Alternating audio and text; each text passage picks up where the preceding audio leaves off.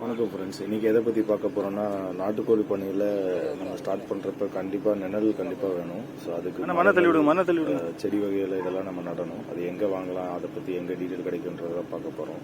So நம்ம பண்ணையில் start பண்ணுறப்ப ஒரு ஆல்மோஸ்ட் ஒரு 100 கண்டு வாங்கிட்டு வந்தோம். அதில் 70 கண்டு நட்டோம். ஒரு 30 கண்டு டேமேஜ் ஆகிடுச்சு. ஸோ அந்த 70 கண்டுமே எப்படி வந்திருக்குன்றதை ஃபியூச்சரில் உங்களுக்கு கண்டிப்பாக அப்டேட் பண்ணுறேன்.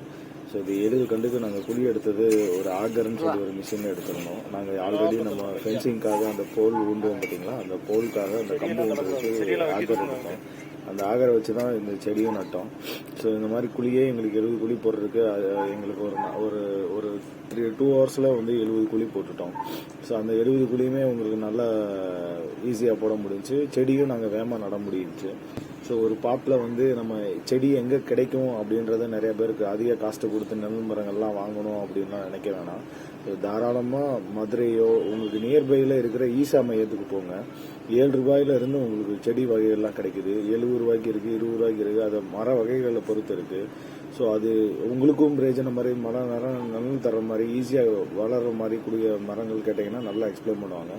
அந்த மாதிரி மரங்களை பார்த்து சூஸ் பண்ணி நம்ம பண்ணையில் கம்பல்சரி மரம் நடுங்க. அது நம்மளுக்கும் நல்லது, நம்ம சுற்றி இருக்கிற என்வால்மெண்ட்டுக்கும் நல்லது, முக்கியமாக நம்ம கோழி பிஸ்னஸும் ரொம்ப ரொம்ப நல்லது. ஸோ அதுக்குள்ளே உங்களுக்கு பல வகைகள், கோழிக்கு தேவையான மர வகைகளோ இல்லை அதுக்கு தேவையான பூசணி, இந்த மாதிரி சின்ன சின்ன செடி வகைகளும் கம்பல்சரி உள்ளே இன்க்ளூட் பண்ணுங்கள்.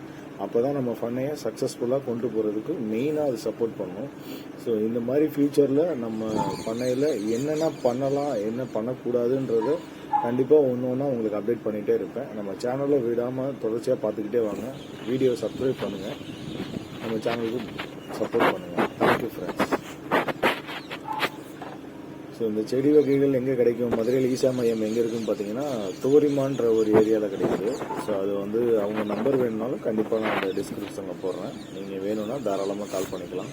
அவங்க பிரான்ச்சஸ் எந்தெந்த ஊரில் இருக்குதுன்னு வேணும்னாலும் அதோட ஃபுல் டீட்டெயில்ஸும் அவங்களோட மொபைல் நம்பரும் இது கீழே உங்களுக்கு அந்த அட்டாச்மெண்ட்டில் கம்பல்சரி நான் போடுறேன். ஸோ அதை பார்த்துக்கலாம். இந்த செடி ஊன்றப்போ சுற்றி நம்மளுக்கு வந்து உங்களுக்கு அந்த பார் எடுத்துடணும். அப்போ தான் வந்து தண்ணி அதுக்குள்ளே உங்களுக்கு சேர்த்து இருக்கிற மாதிரி இருக்கும்.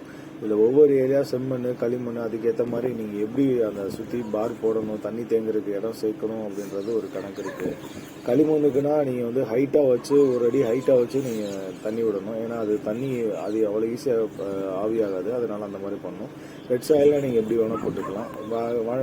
களிமண்ணும் வண்டல் மண்ணும் கலந்து இருக்குது அப்படின்னா ஸோ நீங்கள் நார்மலாக ஊன்னாலே போதும். அது ஓரளவுக்கு உங்களுக்கு ட்ரை பண்ணிகிட்டே இருக்கும். இதில் நீங்கள் வந்து நெல்லிக்காய் என்ன வகை செடி வேணாலும் கம்பல்சரி உங்களுக்கு பிடிச்ச மாதிரி வகையெல்லாம் நீங்கள் போட்டுக்கலாம். ஸோ அது போட்டிங்கன்னா உங்களுக்கு நல்லா யூஸ் ஆகும். அது ஒரு மாதிரி அழகாக ஈவனாக ஒரே மாதிரி ரோவில் போட்டிங்கன்னா ரொம்ப சூப்பராக இருக்கும். So thank you friends.